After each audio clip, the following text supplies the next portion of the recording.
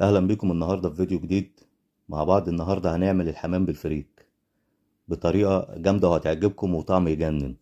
هنعرف مع بعض ازاي نحشي الحمام ونخليه مستوي وطري من جوه ومحمر ولونه ذهبي من بره. واهم حاجه في الحمام النظافه بتاعته عشان ما يبقاش فيه ريحه زفاره، ونخلوه برضو نورقه الجلد بتاعه عشان ما يقطعش مننا ويتفتح مننا. زي ما احنا شايفين كده، جبنا الحمام ونقعناه ربع ساعة في ليمون وملح، ونضفناه كويس من الريش وفتحناه وورقناه كده زي ما احنا شايفين، من ناحية الصدر بس ومن ناحية الرقبة، عشان ديت اللي هيتحشى منها من قدام ومن ورا كده زي ما احنا شايفين. ويلا بينا نجهز الحشو بتاعنا عشان نبتدي نعمله أحلى حمام. بسم الله. هنبتدي كده، هنجيب سمنة على حلة حامية على النار، وننزل ببصلة ناعمة نعملها بالطريقة ديت زي ما احنا شايفين. نشوحها لحد ما تاخد معانا لون، وننزل معاها بشوية توم، نشوحها بالطريقة ديت، وننزل بالكبد والقوانص. اللي حابب يحطهم يخليهم زي ما هم، ينزل بيهم مفيش مشكلة، هيدوا طعم للفريك برضو. لان احنا مش هنحط مرقة مفيش مشكلة، دولت يدوا طعم اكتر ونكهة اكتر للفريك. نديله شوية ملح وفلفل الاسمر بتاعنا ورشة قرفة برضو.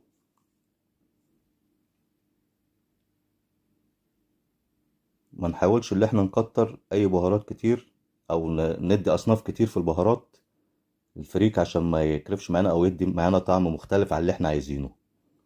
زي ما احنا شايفين بعد ما شوحناها بالطريقة ديت، ننزل بالفريك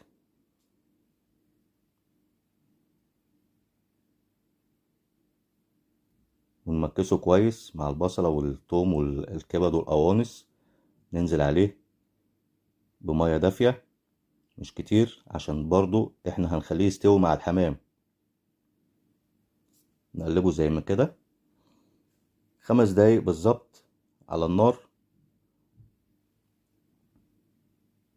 ونسيبه لحد ما يتشرب معانا. ما نحطلوش مية كتير، نعمل حسابنا في كده عشان برضو هيجي معانا في السلق بتاع الحمام. والتكة ديت بقى من اهم التكات اللي ممكن تعملوها في الحمام.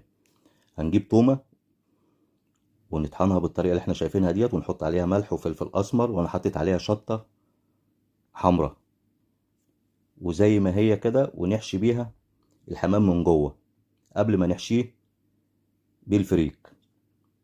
تمام، ديت هتنكه معانا الحمام بطعم خطير وخرافي، حاجة هتعجبكم قوي. واحدة واحدة كده واحنا بنحشي الحمام بالفريك، ما نحاولش ان احنا يعني نحاول نحشيه بحرص عشان ما يتفتحش معانا الجلد بتاعه، عشان لما يجي ينزل في مية السلق ما يتفتحش معانا. وزي ما انتوا شايفين هتبقى طريقة سهلة من قدام او من ورا. نملأ البلوشة، بنسموا عليها البلوشة ديت بتاعت الحمام. نحاول ما نكبس الحمام عشان الفريك هيبتدي ياخد معانا حجم اكبر لما يجي يستوي، بياخد مساحة اكبر كمان. ونبتدي برضو في البطن وتحت الجلد نحط شوية صغيرين زي ما احنا شايفين، ونتني الدراع بتاعه معانا لتحت كده بالطريقة اللي انتوا شايفينها دي. طريقة سهلة وهتبقى ماسكة الحمام ويبقى شكلها حلو. بصوا الطريقة سهلة اوي. ونخلوا برضو ايه، ما نحشيش الحمام زي ما انتوا شايفين، زي ما قلت لكم جامد عشان الفريك هيفرق معانا في الاخر. وفي حلة سخنة زي ما احنا شايفين كده، حاطين طماطمايه وبصل وحبهان وورق لورا، وننزل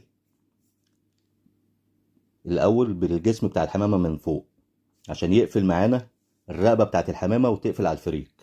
الخطوه ديت مهمه، خلي بالكم. ما ننزلش من عند رجل الحمام، ننزل من عند الرقبه عشان الميه السخنه بتخلي الجلد يمسك على طول، بيقفل على الفريك على طول من جوه وما يفتحش معانا نهائي. تمام.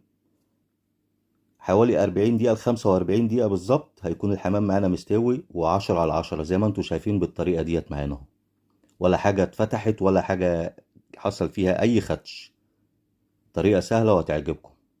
وننزل بسمنة زي ما احنا شايفين في طاسة على النار، ورشة ملح بسيطة عشان الطرطشة بتاعت الزيت.